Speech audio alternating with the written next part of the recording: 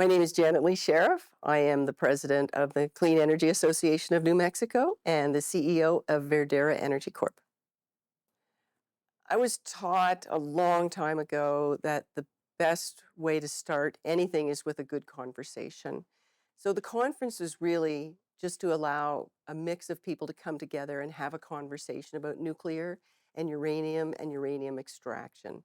It was not a simple task to begin with. It was a difficult conversation for people to welcome. I'm very, very happy with how it went.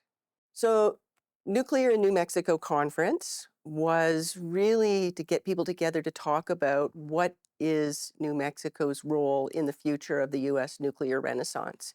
Nuclear is a powerful energy source. It's 20% of the United States electric grid, and nuclear in New Mexico is an important discussion.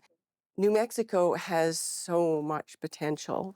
It has the largest uranium resources in the country. It has the enrichment facility, the only one. It has the national labs. It has everything to be a leader in nuclear energy in the United States. But it has to come from the people, and the people have to have that community discussion. The United States, through the past decade, has really come to a place where nuclear energy is understood. It's a modern industry, it's incredibly safe, it's highly innovative, and very technical, and it's an important piece of the energy grid. And people have realized that it's cost effective, it's clean, and again, important to understand that it does take energy to make energy, but it is clean energy, and it is something that is important to the establishment and the development of a very strong economy, both in the state and in the country.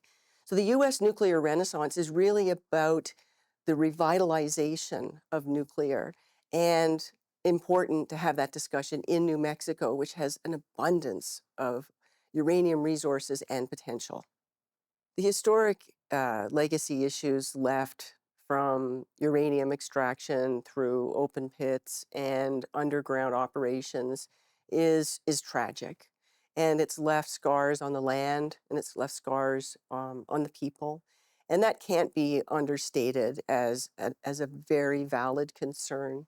Most of that was done at a time pre EPA, Environmental Protection Agency, and pre-existing regulations that really govern a highly regulated industry. I think the lessons are that you have to, in order to go fast, you have to go slow. You have to talk to the people. You have to bring along a community vision. You have to educate people and make them comfortable with the topic. And it starts with a conversation, which is what the conference was about. And it's important that everybody is respected in that process. You're going to have people that no matter what are pro-nuclear, and you're going to have people that no matter what are anti-nuclear. But the solution is the balance in the middle between the environment and the economy. In situ recovery, uranium extraction has been in place in the United States for over 50 years. It's been in place in Texas and Wyoming and Nebraska, and a pilot project was started in New Mexico. It is not like conventional mining. There are no tailings, there's no open pits, there's no waste. It's extraction through wellfield technology of uranium that's already in a contaminated aquifer. Modern day industry allows this ISR technology to extract 60% of the world's uranium. It is a proven technology, and it is proven safe, and it is proven that you can reclaim it and restore the ground to its original use category. Can't be understated how regulated the industry is, from every safety factor for the people to environmental protection. And it's really important to understand that nothing happens without regulators going through a very clear permitting process. And that process involves the community, it involves people in the state, it involves many agencies. And the, the projects are bonded, they're double bonded in the United States. So the money is there for reclamation, and there are many people at many levels providing necessary oversight There is no comparison. It's like comparing the planes now to the original planes that the Wright brothers flew. I would describe this conference as the beginning. It's the beginning of a conversation, and that's all the conference was meant to encapsulate was let's get together and let's have a conversation that's long overdue. And I hope it's just the beginning of going out into the communities and providing necessary information for good decision making so people can seriously consider how they want the future to look. My biggest takeaway from the conference has to be the fact that before the conference even started, people were already talking about the next one. That everybody realized how difficult it was getting that group of that diverse mix of people together and how long it took to get to that point of a conversation. I would say my second biggest takeaway was the fact that we collectively discussed the legacy issues, the present situation, and the future all together. And we didn't hide from any of the topics, no matter how difficult they were. The student panel at the conference, those students are incredibly brave. Oh, and such dynamic, amazing people. I felt happy about my future with these young people leading the way. They were bright, they were articulate, they were confident. They spoke about a topic that was new to them, and they really helped us see the future that they want.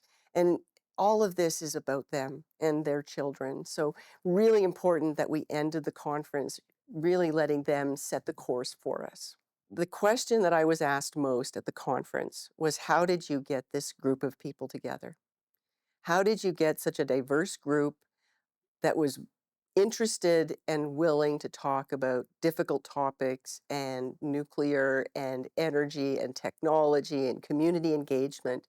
And my answer was a lot of hard work and a lot of just talking to people and really emphasizing that it's just a conversation and it's a long overdue conversation.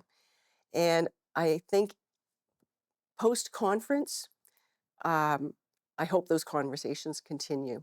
And I hope this is just the beginning of what I heard people want is more information in the communities, more information from all levels.